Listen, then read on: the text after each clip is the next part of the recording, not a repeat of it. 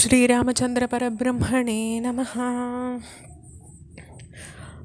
தசரதர் ராமருக்கு யுவராஜா பட்டாபிஷேகம் பண்ணணும்னு ஆசைப்படுறதா வர்றது ராமாயணத்தில். வால்மீகி ராமாயணத்தில் தனக்கு அடுத்து ராஜாவாக ராமர் ஆக்கணும்னுட்டு தசரதர் விரும்பினார்னு வரல, யுவராஜ பட்டத்தை அழிக்கணும்னு தான் வருது.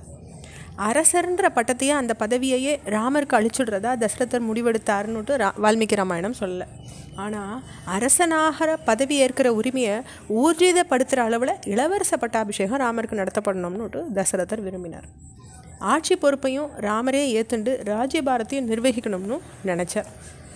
அதே கம்ப ராமாயணத்தில் அரச பட்டத்தை கொடுக்க நினச்சதா தசரதர் வருது. இதுக்கு ஒரு காரணம் இருக்கலாம். ஒன்று, வால்மீகி ராமாயணத்தில் தசரதர் ராமருக்கு தர நினச்சது பெயரளவு இளவரச பட்டம் தானே தவிர உண்மையில் ஆட்சி பொறுப்பு தான். இதை தவிர வால்மீகி ராமாயணத்துக்கும் கம்ப ராமாயணத்துக்கும் ஒரு முக்கியமான வித்தியாசம் சொல்லப்படுறது. வால்மீகி ராமாயணத்தில் ராமருக்கு பட்டம் சூட்டிட்டு அயோத்தியை விட்டு அகன்றடுற எண்ணம் தசரதருக்கு இல்லை. ஆனால் கம்ப ராமாயணத்தில் ராமருக்கு பட்டம் சூட்டிட்டு தான் துறவு மேற்கொள்ளணும்னு தசரதர் நினைக்கிறதா வருது.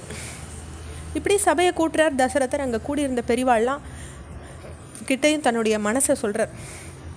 ராமருக்கு ஆட்சியை கொடுத்துட்டு மனபேதமையினால் வரக்கூடிய முடிவிலா பிறப்பு அப்படின்ற நிலையை நீக்கிற அளவில் ஒரு பெரிய தவத்தை தொடங்கிறதுக்காக நான் காட்டுக்கு போகிறேன்.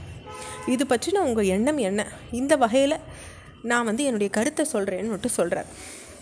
கம்பராமாயணத்தில் இது ஒரு வார்த்தைகளாக சொல்லப்படுறது. ஆதலால் ராமனுக்கு அரசை நல்கி இப்பேதமை தாய் வரும் பிறப்பை நீக்குவான் மா தவம் தொடங்கி அவ்வனத்தை நன்னுவேற்கு யாது நும் கருத்து என இணைய அப்படின்னு ராஜா கேட்குறதா வருது. வால்மீகி ராமாயணத்தில் தாம் முதுமை வந்துட்டதை எண்ணி சில அபசகுணங்கள் தோன்றதாகவும் நினச்சி ராஜ்யபாரியம் மாற்றப்படணும்னு தசரதர் நினைக்கிறார்.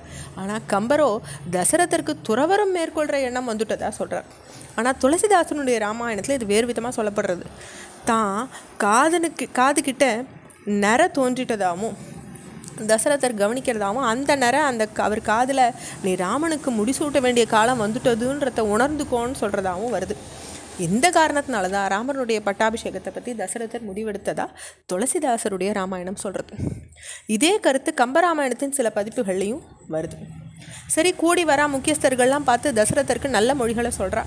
அவளுடைய நலன்களை எல்லாம் விசாரிக்கிறார் தசரதர். அதற்கு பின்னர் மேகங்கள் மோதும் போது ஏற்படுற பேரோசரை போல ஒரு காத்திரமும் ஒரு போர் முரசு கொட்டும்போது துணிக்கிற கம்பீரமும் இவற்றை கொண்டதாக இருந்தாலும் சித்த கூட இனிமை குறையாத மன்னருக்குரிய லக்ஷணங்கள் பொருந்தின குரலில் தசரத மன்னர் சபையோரை பார்த்து பேச தொடங்குறார்.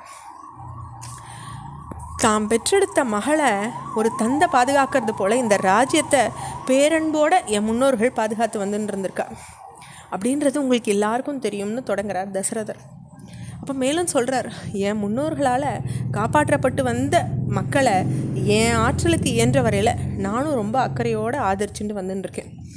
வெண்கொடையின் கீழே அமர்ந்து இந்த ஆட்சியை நடத்துகிற வகையில் என்னுடைய உடல் இப்போது பலமிழந்திருக்கு.